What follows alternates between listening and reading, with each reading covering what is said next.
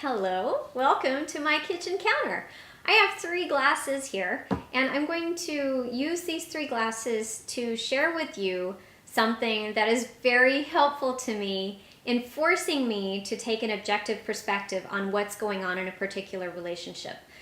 When we're struggling, when we have conflict, when there's something going on with somebody, there's a tendency to blame it on the person and ascribe it to some sort of personality or character flaw and say, well, yeah, I don't have any responsibility. That's all that other guy's problem. Well, we all know that that's not the way that we should be doing things, and we know that that's not really effective either. So this is a tool that a mentor showed to me a couple of years ago, and I've used it so many times. I don't usually pull out all of the glasses and do the pouring, but I now can see this in my mind and just know, oh yeah, well, I know what size cup that person has.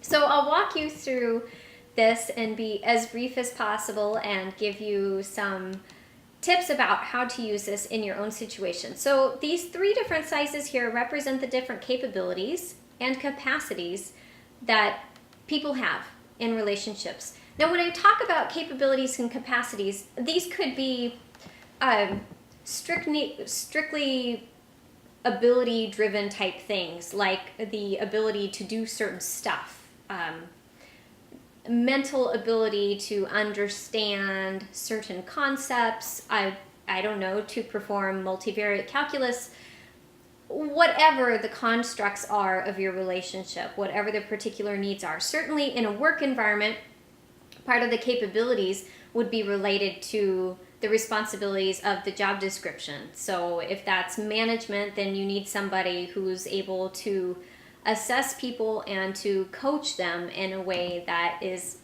helpful and boosting. This could also be physical abilities, but I think most importantly, we're talking about the emotional stuff. What can the other person commit to the relationship emotionally? Because that is really, really important. Ultimately, that's what the relationships are all about. The products that come out of it, the stuff, yeah, that's nice and useful. And if the relationship is entirely transactional, like a supplier-vendor relationship or something like that, then maybe that's sufficient. But I've noticed that in every relationship I have, even in those very transactional relationships, the greater the emotional commitment I have to the relationship, the more successful the relationship is. Because that means I'm invested in it and I'm willing to do what it takes to make it work and not just abandon it and walk away. So when I'm talking about the capabilities and the capacities being emotional, physical, mental, capacities just about amount. And that's really about the stress level. How much stress can this person absorb before she says, no, I can't do anymore, or continues to press on and then things start falling apart because neither her body nor her mind can really take all of that additional stress. So, makes sense? I hope so. So I have these 3 different glasses here, and I'm going to talk to you a little bit about my family and how this applies. So this little glass here, this is what my son calls the baby glass. These are the glasses that he uses to drink out of. He is 2. So he has a small capacity, and not through any fault of his own, but as a very young person. He's in the process of growing and developing. His little brain is working at 90 miles an hour most of the time. He is doing vastly more calculations than I am at any given moment because so many things are completely new to him. So his brain is working harder than mine. He has a lot more work to do. He is busy figuring out what things that he can do by himself, what things he still needs help with, trying to negotiate that toddler preschooler struggle of, I want to do my own stuff, I want to do it by myself, but I really need your help. Can you come over and do it? Oh, no, you're doing it the wrong way. I wanted it this way. You know, those kinds of things. A perfectly normal, healthy stage of development, and yet, as parents, we find it really maddening. But his capacity is small. And I think that there's a tendency, I see this quite a bit with coaching clients, that once a child develops the ability to express feelings and to express opinions, then the parent promotes that child to a quasi-adult state and says, well, you should be able to figure this out on your own. I'm not going to help you anymore. But the capability is still very wobbly and not fully developed, and the capacity is small. These little guys, they're learning about what stress is and how it feels. They're learning about emotions and what happens with emotions and what to do with them and how to do that productively to preserve relationships. They need guidance with that. And as much as he thinks that he's his own dude now and he does a lot of stuff by himself, he still needs a mom and he needs a dad. He needs adults in his life that will provide guidance for him. And we recognize that. So there's this glass in the middle. This is what he calls the mama glass. This would be, I would say, for older kids. This can also be an appropriate sized glass for an adult who's stuck in a hard place.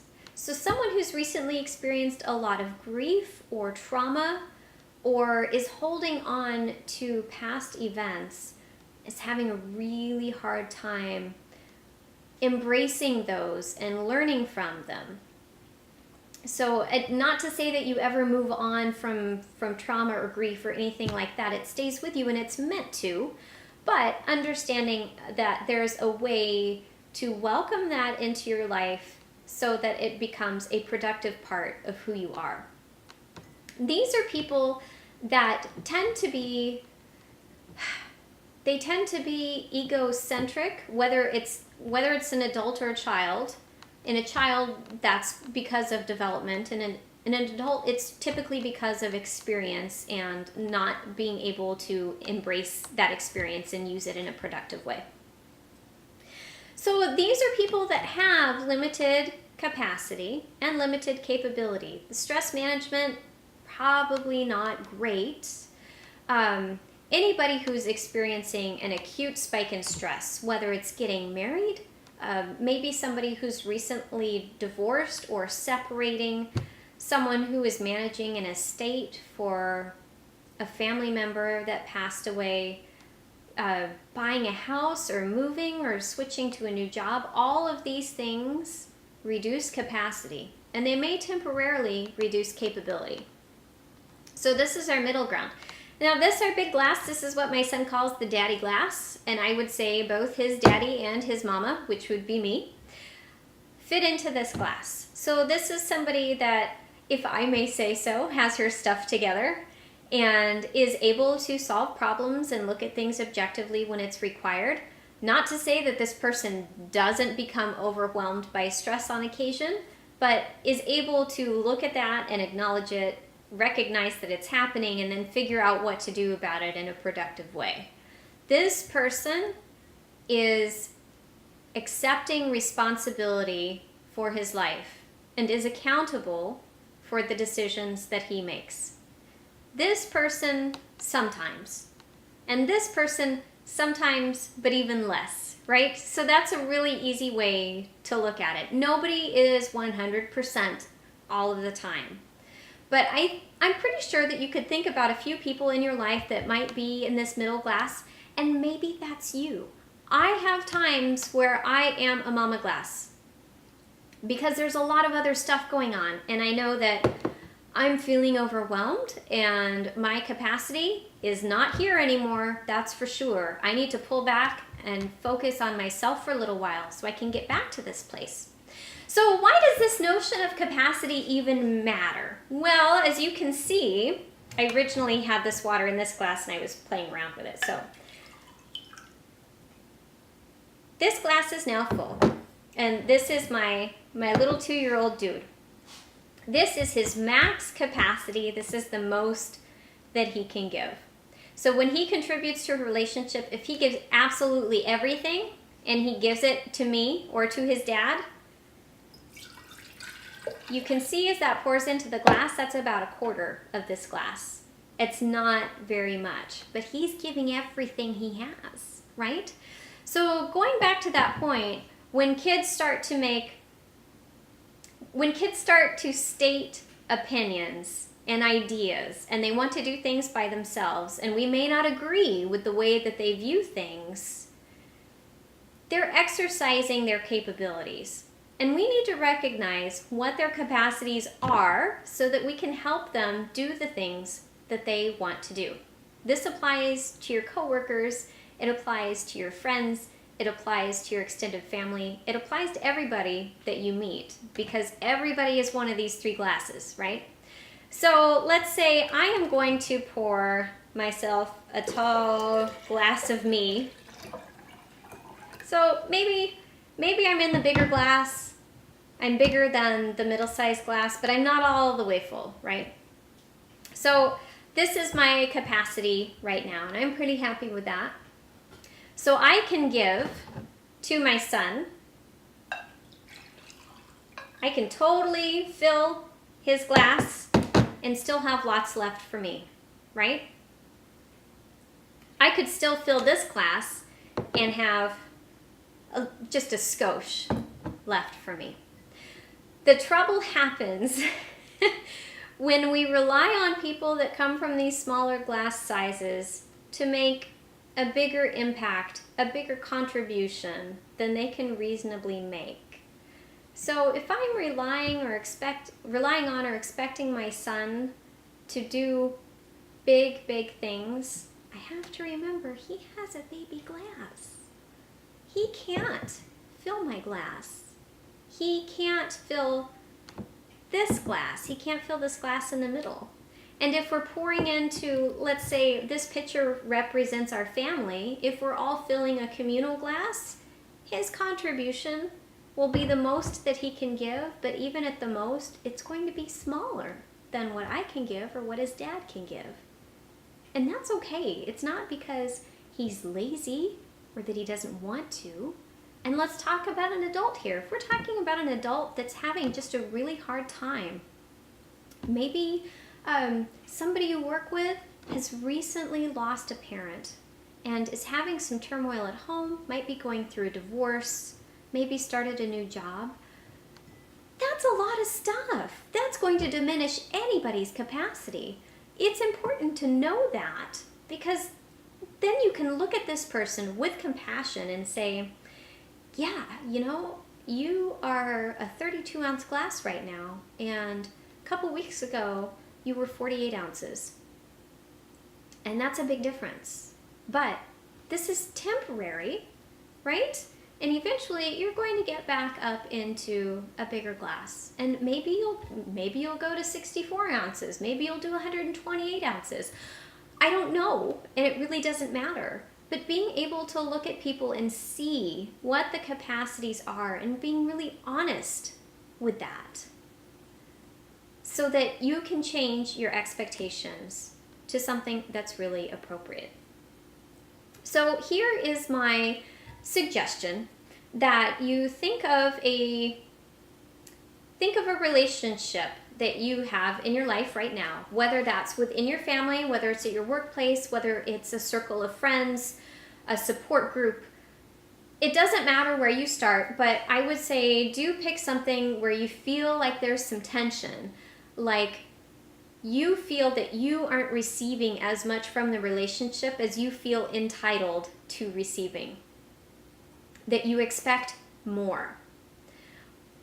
What I invite you to do is step back and really look at the other person who is a partner to you in this relationship. And think about maybe the things that person has experienced in the past 6 months. Think about that person's age. If you're talking about a child, that capacity is low, even in somebody who's 15 or 18 or 21, because that brain is not finished until it hits 25. And even then, I remember myself at 25, and if I had the brain I have now, things would have been a little different, I think. But that's okay, because I did the most that I could with what I had at the time. So think about that other person, and in a curious way, not in a judgmental way, but in a curious way, start asking some questions. Not necessarily to the person directly, but just looking at the information that you know. What kinds of big events have happened with this person in the past 6 months? Does this person seem overwhelmed, stressed, burdened? Is this person feeling really happy? Is this a person that seems to have healthy outlets for activity and for emotional health? Is this person maybe overeating a lot or not being very active? Looking at those kinds of things that would be signals of stress, general health, physical health, emotional health. Does this person have angry outbursts, or is this person well balanced? All of those kinds of things will give you some clues as to what the capacity is of that particular person. And then be honest with yourself. Which glass are you using right now? And it's okay to be in any one of these glasses, because we switch between these throughout our entire lives. If you've just experienced a significant trauma, you, my friend, are going to be drinking from the baby glass for quite a while. And that's okay, because that is where you need to be. Your capacity is supposed to be used entirely on yourself during that time, because you need to get to a place where you can carry on in your life and absorb that experience as something that guides your future decisions, but doesn't overtake them. Right? So it's okay to be here. No matter what age you are, it's okay to be here. And recognize that you're here. It's okay to be here too. It's great to be here when you can make it, but we have so many things that we experience, and sometimes we don't have the support that we need to do things do things as well as we would like to. And so we fall back, and that's okay. So try this exercise with your family, with your coworkers, with your friends, whatever population is meaningful to you, and see if you can get to the point where you recognize, oh my gosh, that is right. I mean, I'm a full glass here, and I'm working with this other person who is just a little more than half of the mama glass, and I am expecting that this contribution is going to be the same as this contribution. Nope. These are 2 different amounts of water. It doesn't work that way, and it's not meant to work that way, and that's okay. So you can be the wise, compassionate person and step back and look at this and figure out, knowing this now, how do I make decisions that are going to help all of us in this relationship? I hope it does a little something for you. I'm excited to hear about it.